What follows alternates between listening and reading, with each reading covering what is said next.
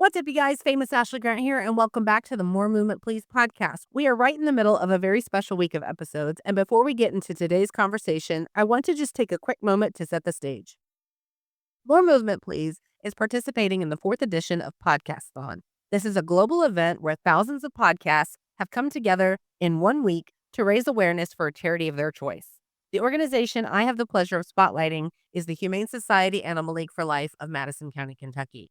It's a local organization in my area that's doing genuinely important work for animals in our community. You can find their link in the show notes, and if you'd like to support them with a donation, please do. The main goal of Podcastathon is awareness, but every bit of support counts. And as I mentioned in episode 1, Rhonda Goode isn't back on this show just because I adore her, although that is absolutely true. She's here because when I asked my community which charities they cared about, she's the one who spoke up for the Humane Society Animal League for Life. I put all the nominations into a random number generator, and hers is the one that came up. The universe picked her, and I just did the recording. Now, on to today's episode. This one is for anyone who's ever walked into a gym class and wondered, is this instructor actually good? Is this a real workout, or are they just going through the motions? Rhonda has 14 years of experience under her belt on the inside of this industry. She has watched instructors come and go, seen trends rise and fall, and she has some very pointed opinions about what separates the ones who build real community from the ones who don't. We're getting into what she looks for when she scans a room, what drives her absolutely crazy in her profession, and what she's learned from watching others that she either adopted or actively ran away from. I think you're going to love this one. I surely did. Let's get into it.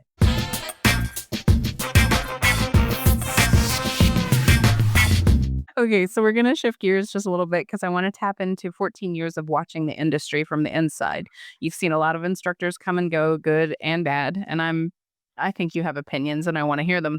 In the 14 years that you've been doing this, what's the single biggest mistake you're seeing fitness instructors make? The one that costs their students results and costs them the loyalty of their class. Oh, always not showing up and canceling. That's always the case. Yeah. And, especially when you're starting out or you're not established or you're teaching a format that people aren't familiar with. And as far as your students and costing them, if you don't show up, they don't get anything. So, it's the biggest one, obviously. Yeah, it's my biggest pet peeve and the reason I don't do it. Yeah. Well, there's a big difference between an instructor who teaches a class and one who leads a class. And you're definitely one of those people who leads a class because you actually do the work with us. In your opinion, though, what separates the two? And be specific. What does it look like from where you're standing at the front of the room? Well, you have to know your folks, and there are formats where it's much more important to lead with form than others. Clearly. Yeah. But when you see people doing things that, are probably not the best form or more at risk of getting hurt, that's why I say to the entire class, whatever we're doing, keep your back straight, whatever. And so when you're leading, you keep an eye on everyone, though, and sometimes I just give some people the side eye and they know what that means, especially the front rowers. Because I don't know what you're talking about. And then sometimes I just look at them and say, don't do that.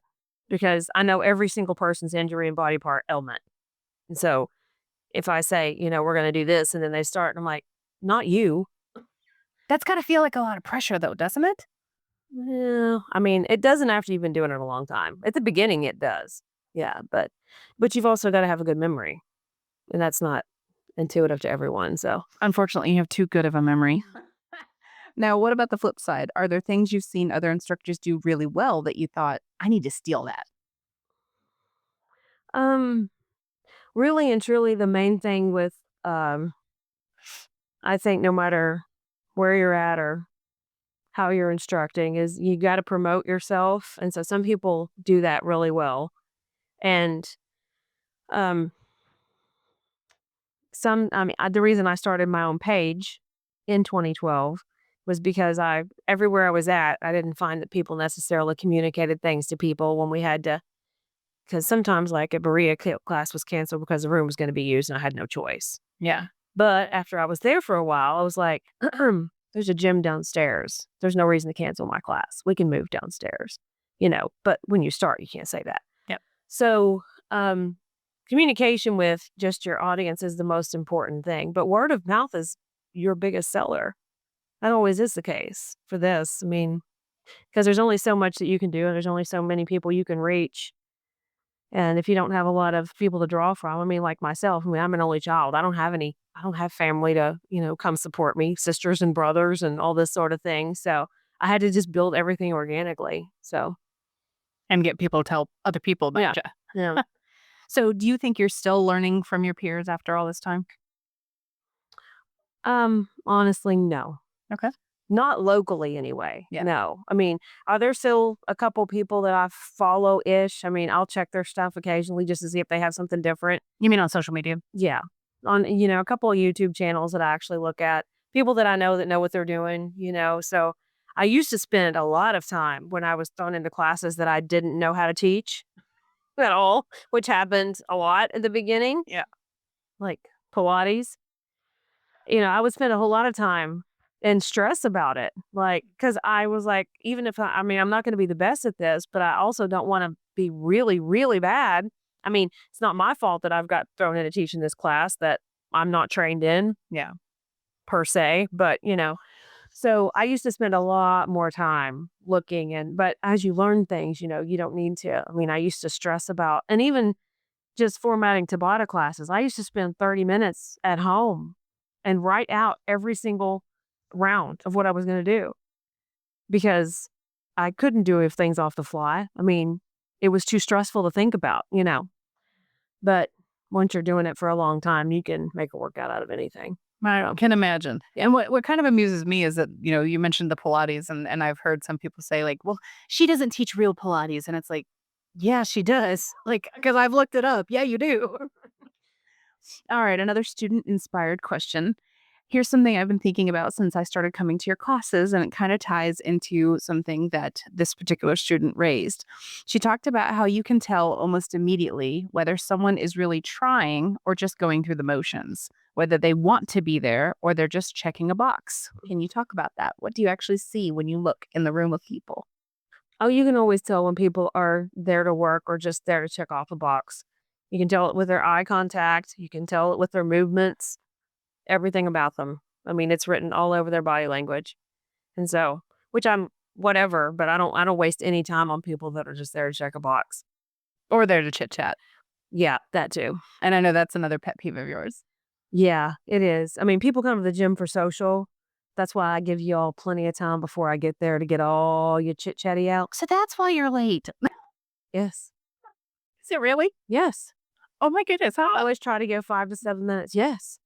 Because that should all be out, just like at church. It should all be out by the time we start. Oh my God. I never knew it was intentional. Oh, yeah. I thought you just didn't have the ability to be punctual. No, it's intentional. Oh, wow. Because you'll see when I get there, like, early. Yeah. Like yesterday, I was there early. So we all walk in together.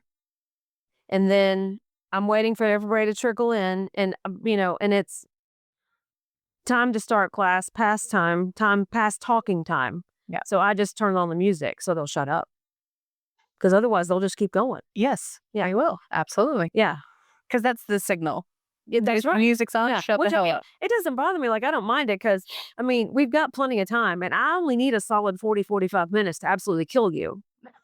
So Sometimes you need less than that. no, I know. So, but I mean, so, whatever. But yeah, I mean, so everyone for the most part comes to the gym to socialize. But the people that, in the middle of class just keep on, no, I don't get that.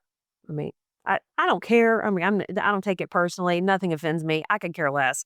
But it's just a really bizarre thing. Like, if I was going to just go to socialize and chit chat, I'd do it somewhere else, I think. So you would never actually go anywhere to socialize and chit chat. No, I would not. No. But other people do. Yeah. Go somewhere else where you look cuter. I don't know. Well, it depends on the outfit you're wearing. So the fitness industry, it's flooded right now. There's social media instructors, online certifications, people that don't have many followers, no real experience, but they're standing in front of the class. What is your honest take on where the fitness industry is headed? I actually think it's gotten away some from a lot of the formats that, are just so little specialized click type things that don't produce a whole lot of real results.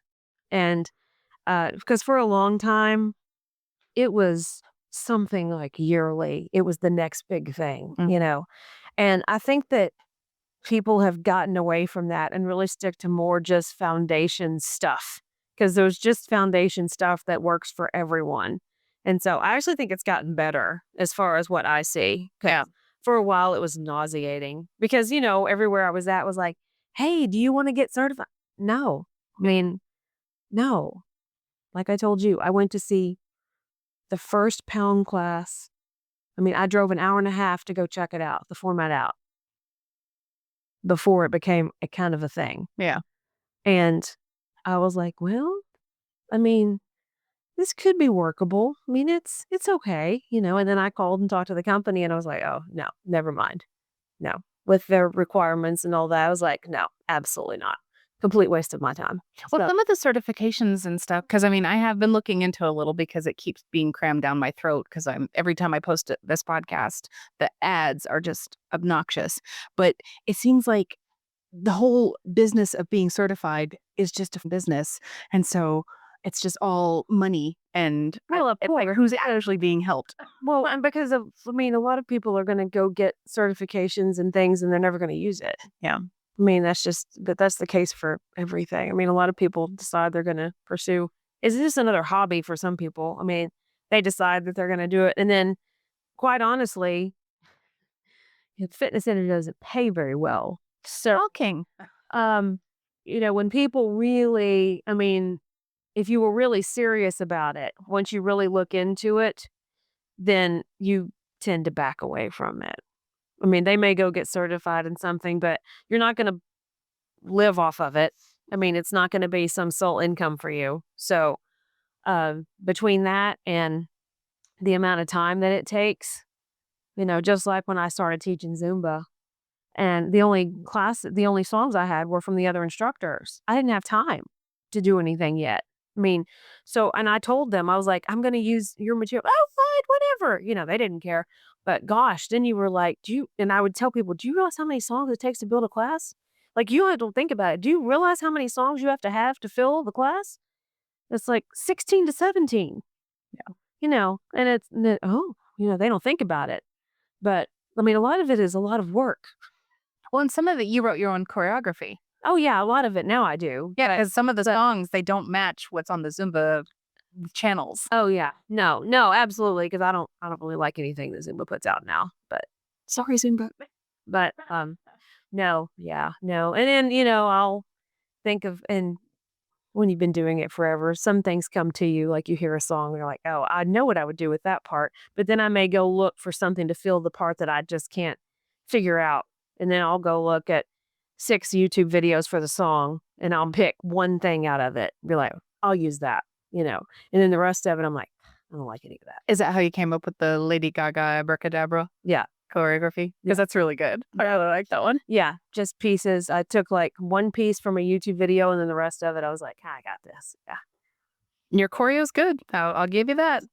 If you could sit down with a brand new fitness instructor before they taught their very first class and give them advice that nobody gave you, what would you say other than run?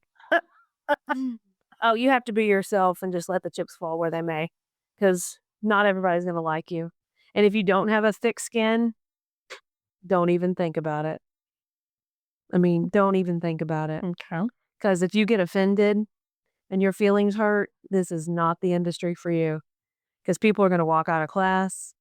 People are gonna tell you they don't like your class. And you're like, yeah, I mean, I can care less. But I mean, I tell everybody, I mean, one of the first classes I subbed to the Y, it was Zumba at that point, and she's still in my class. She's not like there all the time because work. She's there rarely, but she used to be there more. And she came up to me after class and she was like, Rhonda, that was a really good workout. I'm surprised because, you're kind of big. That's not nice. And I was like, oh, okay. And I thought, you just wait. Yeah. I'll kill you. I'm going to get you. Yeah. So, I mean, people, and because you're the upfront, Yeah. people will say anything to you.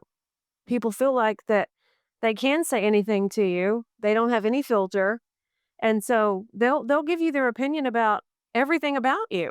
Yeah. Whether you ask for it or not, which again, I could care less, but if you're like tenderhearted and soft and all that, or no, you don't even be in a position where you're up front and in a leadership role. Because they're going to tell you exactly what they think, whether you want them to or not. Just like when I came in with a new hair color. Yeah.